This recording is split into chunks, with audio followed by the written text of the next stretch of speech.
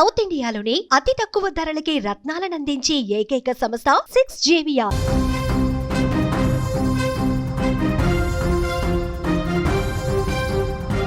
న్యూఢిల్లీలోని ఎర్రకోట సమీపంలో గత ఏడాది నవంబర్ 2025లో జరిగిన విధ్వంసకర కారు బాంబు పేలుడు ఘటనకు all-Qaeda in the Indian sub continent ఉగ్రవాద సంస్థే కారణమని ఐక్యరాజ్య సమితి భద్రతా మండలికి చెందిన ఆంక్షల పర్యవేక్షణ బృందం తమ తాజా నివేదికలో అధికారికంగా వెల్లడించింది. ఎర్రకోట మెట్రో స్టేషన్ గేట్ నెంబర్ 1 వద్ద నవంబర్ 10, 2025న vehicle related improvised explosive device ద్వారా జరిగినటువంటి ఈ పేలుడులో 11 మంది ప్రాణాలు కోల్పోగా అనేక మంది తీవ్రంగా గాయపడగా భారీ ఆస్తి నష్టం వాటిల్లింది.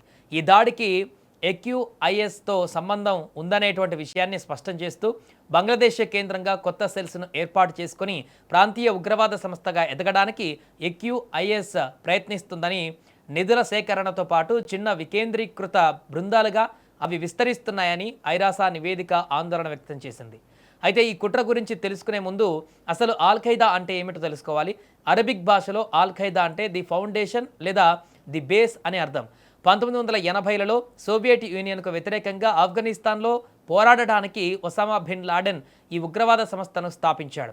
కాలక్రమేణా ఇది అమెరికా పైన 9/11 దాడులు సహా ప్రపంచవ్యాప్తంగా అనేక రక్తపాతాలకు పాల్పడినటువంటి అతిపెద్ద అంతర్జాతీయ ఉగ్రవాద నెట్వర్క్గా మారింది. బిన్ లాడెన్ హతమయ్యాక కూడా ప్రపంచ దేశాలను అస్థిరపరచడానికి ఈ సంస్థ తన అనుబంధ సంస్థల ద్వారా కుట్రలు చేస్తూనే ఉంది. 2025 నవంబర్లో దేశ రాజధాని ఢిల్లీలోని ఎర్రకోట సమీపంలో ఒక శక్తివంతమైనటువంటి కారు బాంబు పేలుడు ఘటనకు కారణం కూడా ఇదే. ఈ పేలుడుకు ఉపయోగించిన కారును ఉమరియే నబీ అనే వ్యక్తి నడిపినట్లు దర్యాప్తులో తేలింది. అయితే దీని వెనక కేవలం స్థానిక ఉగ్రవాదులు మాత్రమే కాకుండా అంతర్జాతీయ ఉగ్రమూలాలు ఉన్నట్లు తొలుత అనుమానించినప్పటికీ తాజాగా ఐక్యరాజ్య సమితి నివేదిక ఆ నిజాలను నిగ్గు తేల్చింది.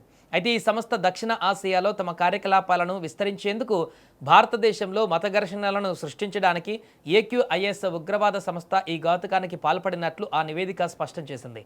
భారత్ను లక్ష్యంగా చేసుకుని ఆల్-ఖైదా మళ్ళీ తన కోరలు చాస్తోందన్న విషయం ఈ నివేదికతో బట్టబయలైంది. ఐక్యరాజ్య సమితి ఇచ్చిన ఈ నివేదిక మన దేశ భద్రతా దళాలకు అత్యంత కీలకం.